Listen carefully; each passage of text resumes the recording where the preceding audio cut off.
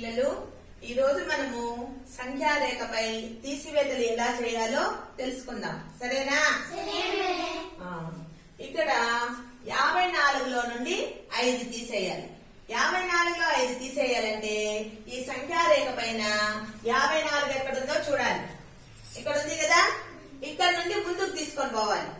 1 2 3 4 5 తీసేస్తే ఎంత? 54లో 5 తీసేస్తే 49. అదే విధంగా 72లో నుండి 4 తీసేయాలి. 72 ఎక్కడుంది? ఎక్కడుంది కదా, 4 తీసేయాలి. ఎంచండి